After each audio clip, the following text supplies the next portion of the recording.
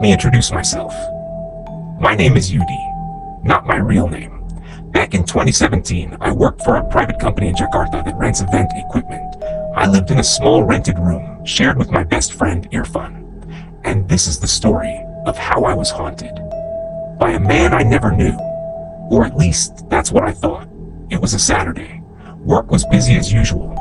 "You'd go home first. I gotta take Icha to the phone store," Irfan said while packing his stuff.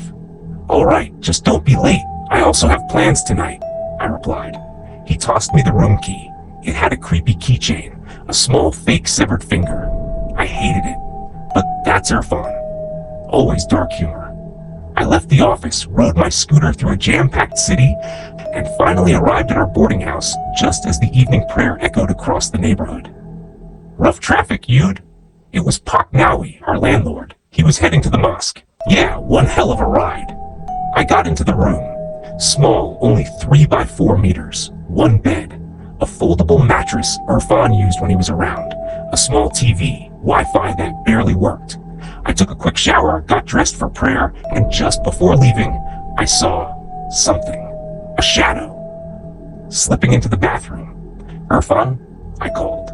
No answer. Maybe he came in while I was in the shower, I thought. I left the room slightly confused. When I came back, Irfan was just arriving too, on his bike. "Where have you been?" I asked. "I told you taking Icha to the phone shop." "No, I saw you earlier. You went into the bathroom." "What the hell, Yud? I just got back." Then, who the hell did I see? We sat on the porch. A large mango tree stood in front of our room. It never bore fruit. Always eerie. Irfan lit a cigarette, poured us both coffee. I still couldn't get the shadow out of my mind. Later that night, I went out to buy food. It was drizzling. The road felt endless. When I returned, the room light was on. "Irfan?" I called. No reply. I opened the door. There he was, sitting, facing the wall, motionless. "Irfan?" Still no response. I moved closer. Then the smell hit me. Rot, blood, death. His neck was slit open. Blood soaked the foldable mattress. His hands clenched the necklace he always wore. The pendant read, "Andra." I screamed, stumbled back, footsteps. From the bathroom, I turned. The door creaked open by itself. Thick black mist seeped out. A burnt figure stepped out, skin melted, eyes bleeding.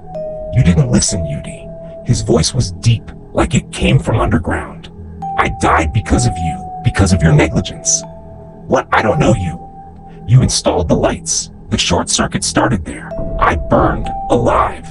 I tried to run, but when I opened the door, I was still inside. Again and again, trapped. "You'll stay with me forever." The blade in his hand gleamed.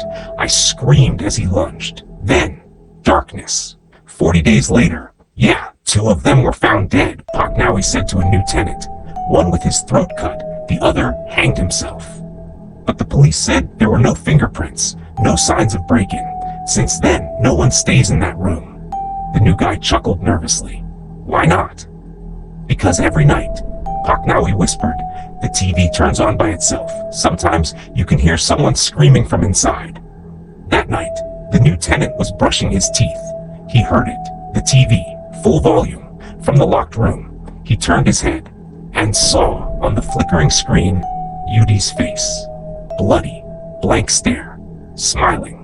He whispered through the screen, "I'm still here."